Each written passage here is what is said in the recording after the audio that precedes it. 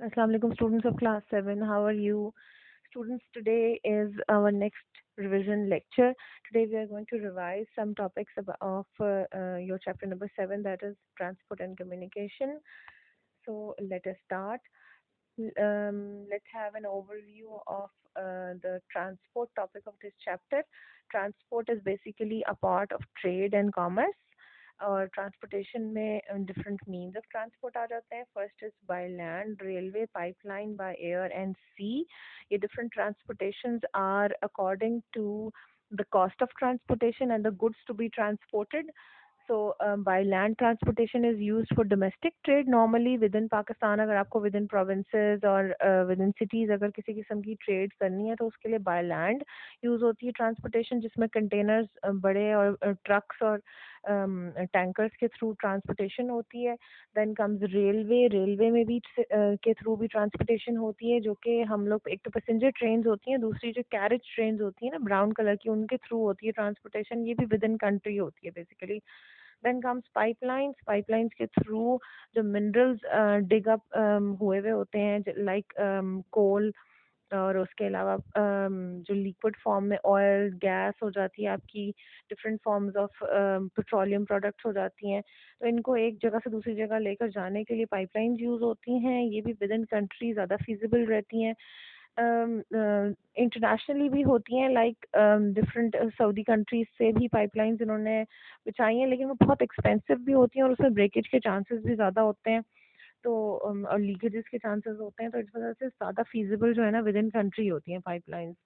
और next is by air. By air बहुत अच्छी ट्रांसपोर्टेशन होती है, कंटेनर्स के थ्रू हो जाती है और हमारी कार्गोज होती हैं, लेकिन ये छोटी जो है ना शिपमेंट्स के लिए यूज़ किया जाता है बाय एयर ट्रांसपोर्टेशन. अदरवाइज ये बहुत एक्सपेंसिव हो जाता है.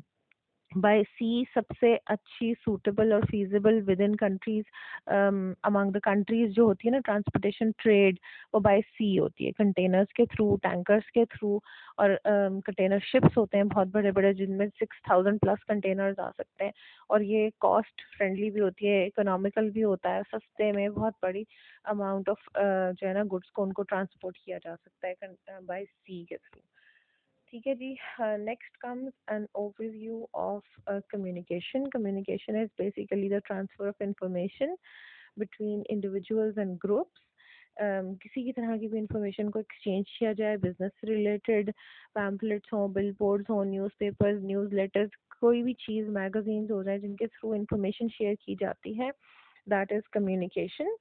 सो ये आपका एक बहुत इंपॉर्टेंट टॉपिक है ऑब्जेक्टिव पॉइंट ऑफ व्यू से. Let us start reading. Getting information from one country to another in today's world is absolutely essential.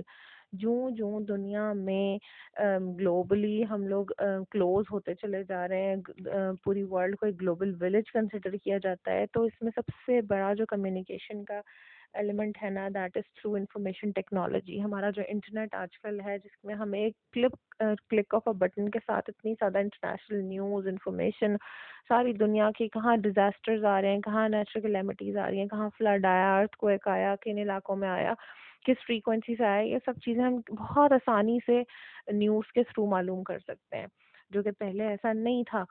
तो ये बहुत इम्पोर्टेंट है, both for trade and for international relation. Trade के लिए भी बहुत इम्पोर्टेंट है. आपको पता है आजकल तो कोई बाउंड्रीज ही नहीं है ट्रेड की. आप ऑनलाइन कहाँ से शॉपिंग कर लेते हैं, चाइना से पाकिस्तान, पाकिस्तान से इंडिया, जगह जगह हम लोगों के लिंक्स और कम्युनिकेशन के थ्रू ट्रेड जो है ना उसका स्कोप बढ़ता चला जा रहा है.